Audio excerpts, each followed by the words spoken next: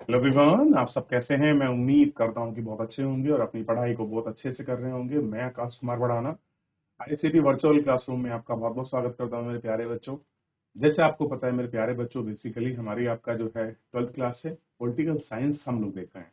Lesson number 5 चल रहा है, समकालीन दक्षिण एशिया। और हम पता है कि दक्षिण एशिया में जो सारी कंट्री आती हैं, चाहे आपका भारत हो, चाहे श्रीलंका हो, पाकिस्तान हो, अफगानिस्तान हो, बांग्लादेश हो, क्लियर है, भूटान हो, और इन मालदीव हो, श्रीलंका हो, इन सब की कंडीशन को हम पढ़ रहे थे। तो कल हम लोग जो है क्या क्या देख चुके थे, तो कुछ देशों की कहानी को हम लोग पढ़ चुके थे। जैसे हमने, आप देखेंगे तो हमने भारत को देख लिया, भारत के बाद हमने बांग्लादेश में लोकतंत्र की स्थिति को देख लिया, पाकिस्तान को हमने देख लिया, नेपाल को भी हमने देख लिया, छूट गया नेपाल, छूट गया था अभी हमसे। श्रीलंका में जातीय संघर्ष क्या था, तो कल हम श्रीलंका को पढ़ रहे थे। क्लियर है ये आपको?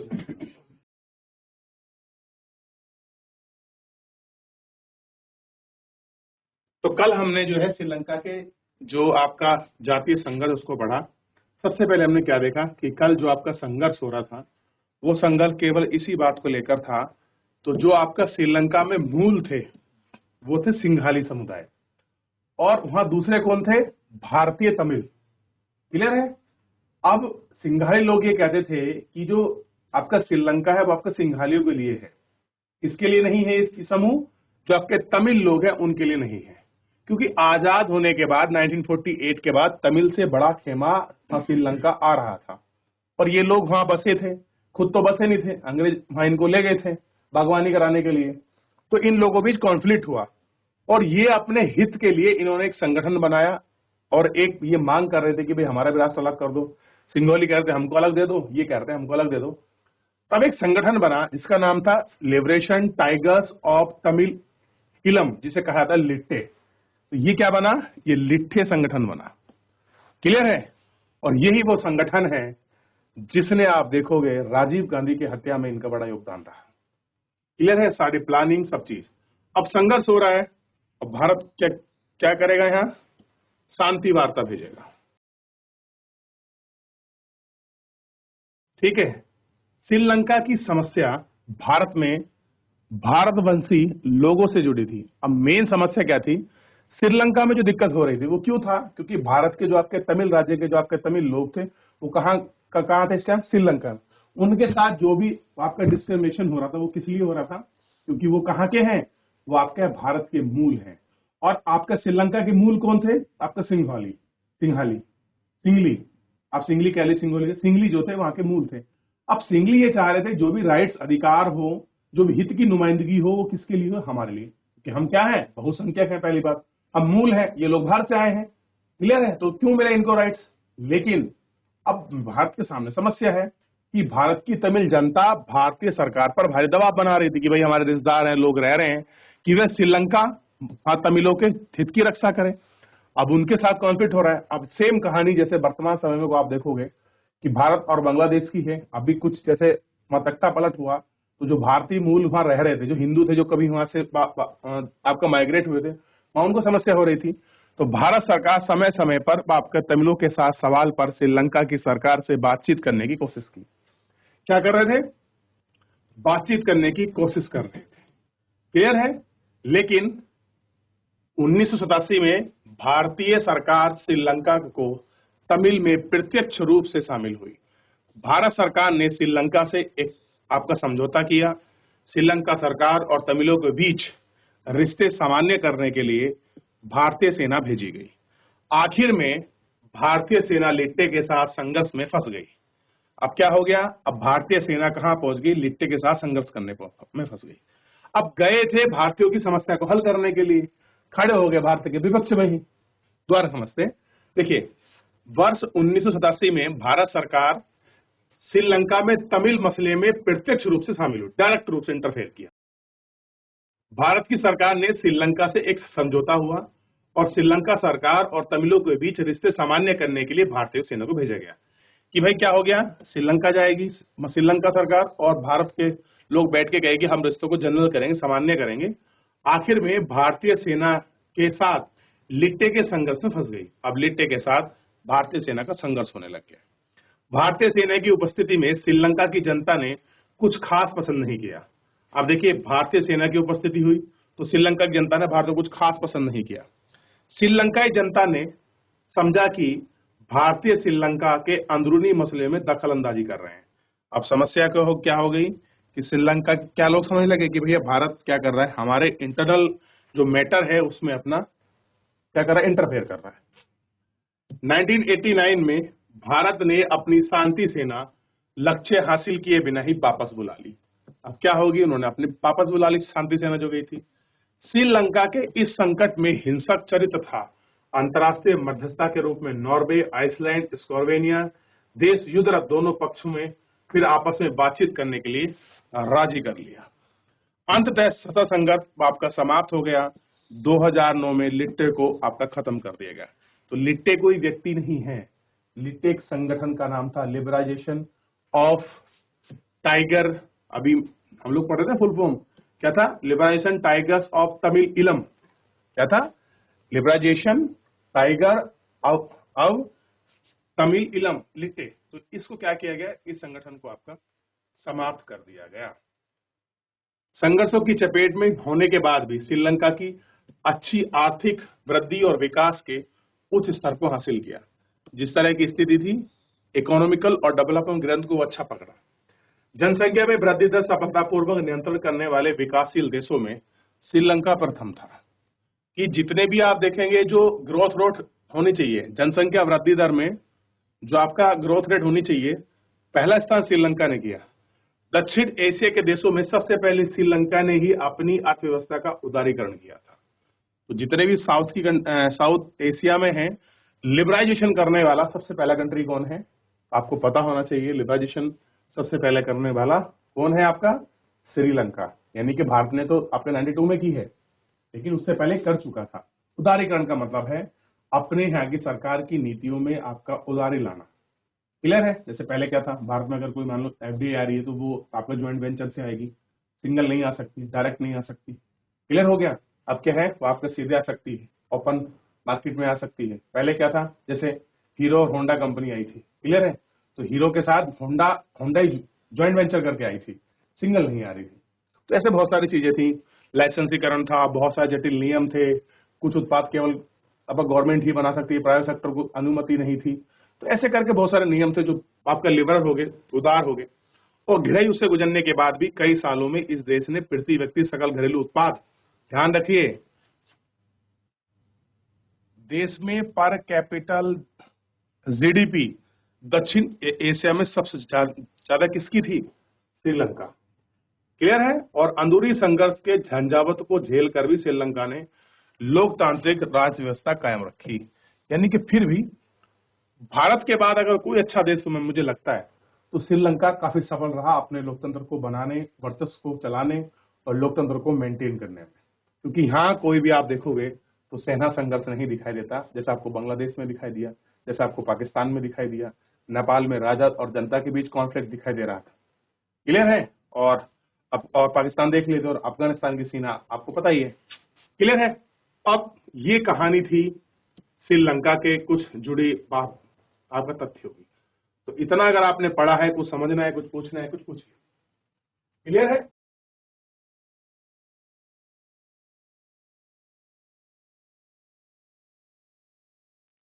आगे बढ़ जाए। इतना आपने देख लिया, कहानी को आपने पढ़ा, लिट्टे का संघ क्या था, किस प्रकार की स्थिति थी। चलिए, तो कहानी काफी रोमांचक आपको महसूस हुई और दिखाई भी दी। यह दो चित्र देखिए। पहले चित्र में लोकतंत्र समर्थक दुर्गा थापा को लोकतंत्र बहाली की रैली काठमांडू 1990 में भाग लेती हुई। दूसरी रैली 2006 की है। इसमें दुर्गा को थापा को दिखाया गया है, लेकिन इस बार लोकतंत्र बहाली के दूसरे लोकतंत्र की सफलता का उत्सव मना रही है। तो एक तरफ क्या है, लोकतंत्र की बहाली के लिए है संघर्ष किया, और दूसरी तरफ क्या है, उसकी खुशी मना रही है। दोनों में चेंज है, क्योंकि समय के साथ चीजें होती हैं। क्लियर है। तो अब तक देख लिया आपने।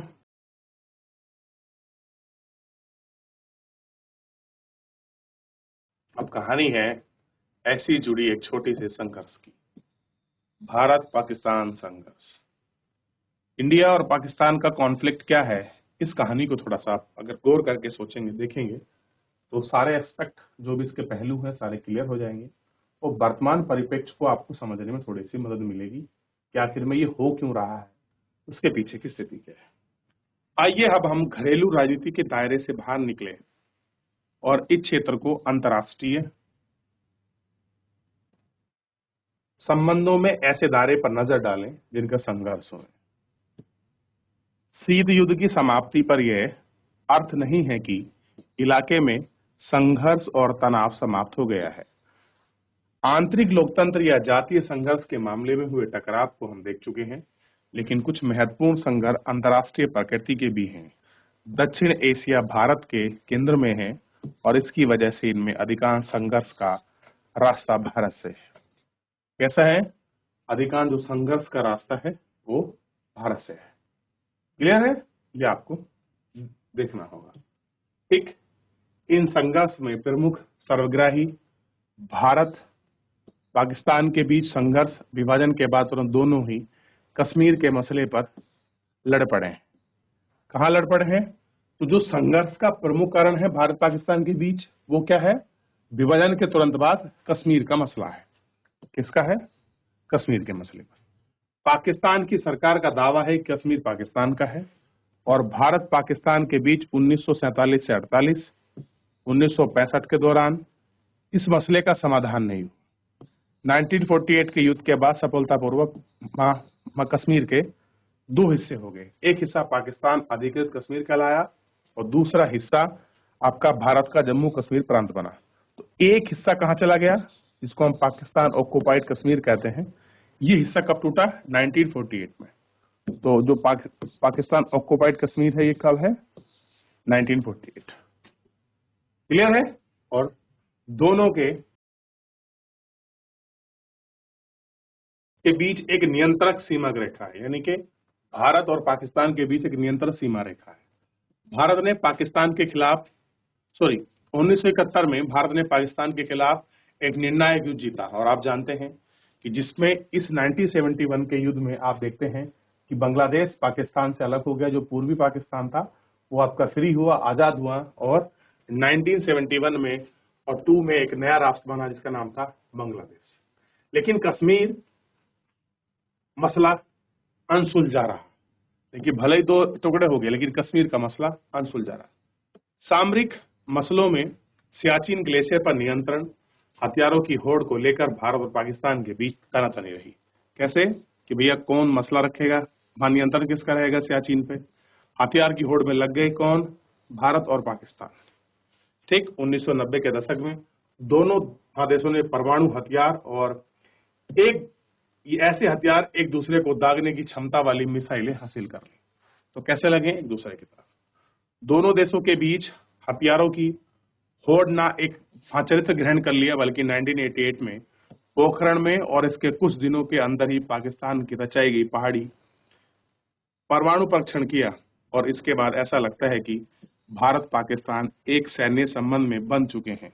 इसके बीच सीधे और सरमयाबी युद्ध छीनने की आकांक्षा कम हो गई।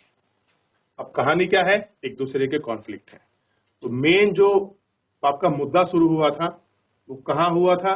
वो जम्मू कश्मीर के मसले को लेकर है। किसका है? खास कर कश्मीर के मसले को लेकर। और कब पनपा? 1948।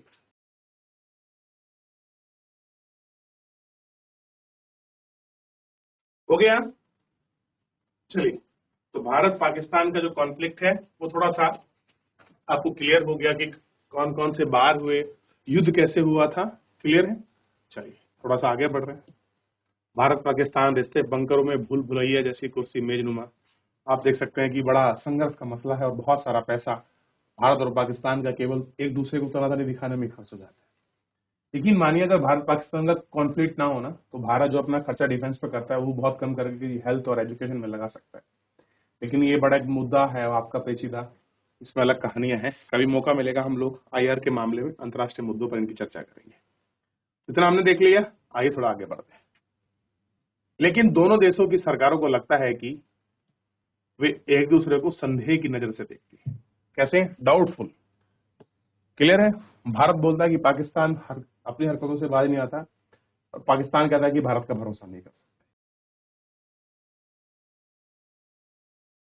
भारत सरकार का आरोप है कि पाकिस्तान सरकार ने लुपके छुपके ढंग से हिंसा की रणनीति जारी रखी है। आरोप है कि वह कश्मीर उग्रवादियों को हथियार प्रशिक्षण धन देता है। कह रहे जो अब कश्मीर में उग्रवादी जो हैं उनको हथियार प्रोवाइड करता है, उनको ट्रेनिंग देता है और उनको पैसा भी देता है। भारत पर आतंकवादी हमलों के लिए उन्हें सुरक्षा प्रदान करता है। भारत सरकार का यह मानना है कि पाकिस्तान ने 1885 और 1995 की अवधि में खालिस्तान समर्थक उग्रवादियों को हथियार दिए। ठीक, क्या कहते हैं? भारत सरकार का क्या मानना है कि पाकिस्तान ने 1885 से लेकर 1995 यानी कि इन 10 सालों में खालिस्तान समर्थक उग्रवादियों को गोले बारूद दिए हैं, और पाकिस्तान की खुफिया agency inter service intelligence ISI, तो ध्यान रखिए ये क्या है? इंटर सर्विस इंटेलिजेंस, तो ये ISI का नाम है। क्लियर है? और बांग्लादेश और नेपाल गुप्त ठिकानों पर पूर्वोत्तर भारत में विरोधी अभियान को संलग्न है। कह रहे बांग्लादेश में और नेपाल में भारत के विरोध जितने भी अभियान चल रहे हैं उसमें ये लोग पूरा हेल्प करते हैं। उनको फंडिंग है, पैसा चाहिए, गोला बारूद चाहिए, वहां के लोगों को उग्रवादी बनाना और ट्रेनिंग चाहिए, सारे काम करते हैं। इसके जवाब में पाकिस्तान की सरकार भारत सरकार के खिलाफ खुफिया एजेंसी सिंध और बलूचिस्तान के समस्या में भड़काने का आरोप लगाती है। अब पाकिस्तानी सरकार क्या बोलती है कि ये भारत के लोग क्या करते हैं, बलूच में जाते हैं, वहां क्या है इनकी खुफिया विभाग एजेंसी रो क्या है एक्टिव है, और ये क्या करते हैं वहां लोगों को आपका भड़काते हैं, बलूच लोगों को, और हमारी समस्या को बढ़ा रहे हैं। क्लियर है? क्या कर रहे हैं? हमारी समस्या को बढ़ा रहे हैं। ठीक है? भारत और बांग्लादेश के बीच नदी जल बंटवारे के सवाल पर तनातनी हुई। 1960 तक दोनों देशों के बीच सिंधु नदी के इस्तेमाल को लेकर तीखे विवाद हुए।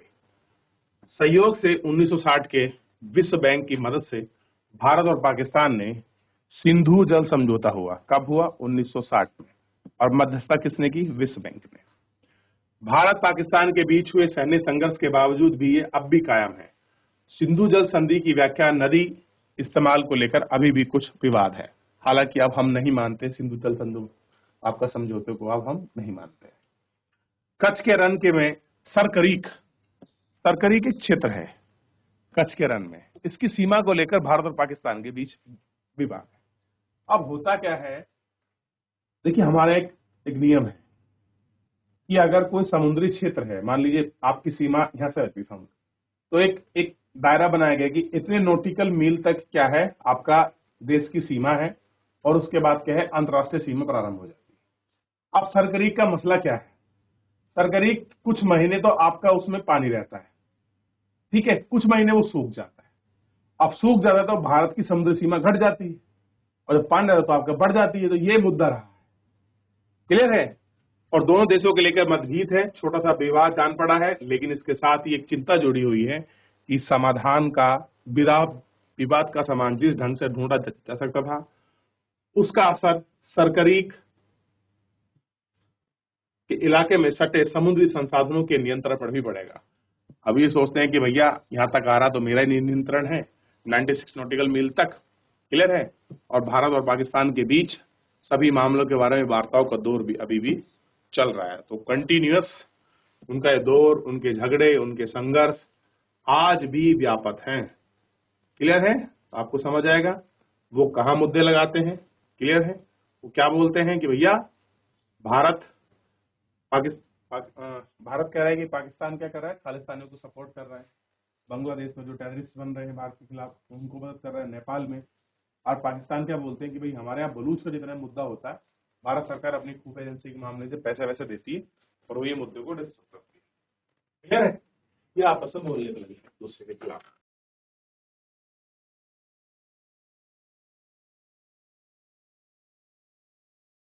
चलिए चलिए, तो ये कहानी है भारत और पाकिस्तान की। थोड़ा सा अब भारत और पाकिस्तान के साथ साथ भारत के जो अन्य पड़ोसी देश हैं उनके साथ कैसा संबंध है, थोड़ा इसको हम लोग आपका देख लेते हैं। क्लियर है? बांग्लादेश के और भारत के बीच गंगा और ब्रह्मपुत्र जल की हिस्सेदारी को लेकर कई बार मुद्दे में मतभेद हुए। कौन सी नदी? ब्रह्मपुत्र और गंगा। इन दोनों का फाइनली आउटफ्लो जो है बांग्लादेश में जाकर बनता है। कहां बनता है? बांग्लादेश।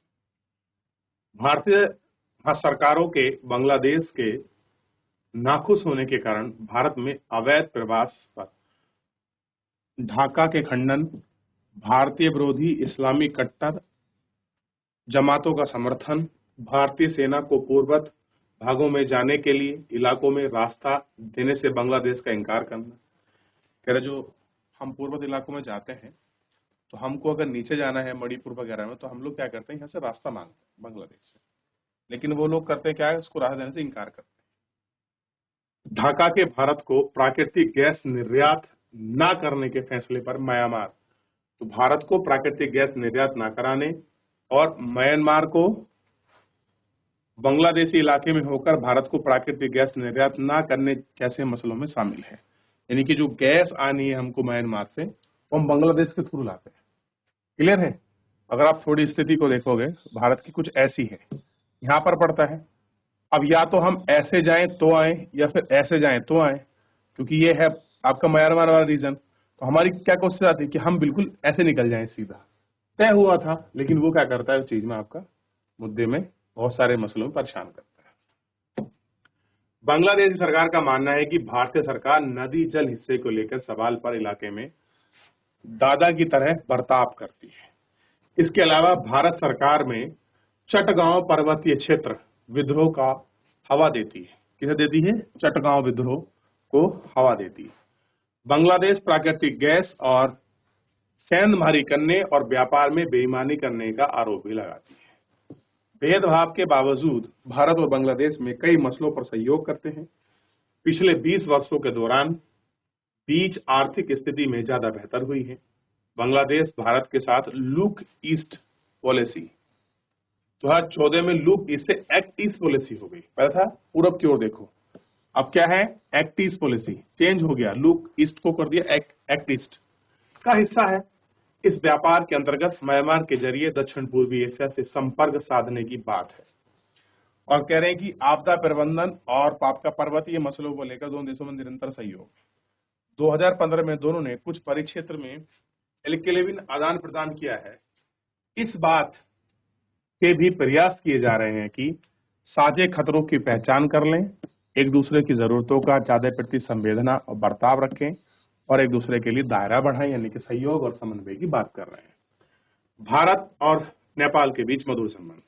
अब थोड़ा सा पहले आप यहाँ देख लीजिए, अब आपको भारत और बांग्लादेश के बीच की समस्या जो है, उनकी जो कॉन्फ्लिक्ट है वो आपको क्लियर होगी। क्लियर है?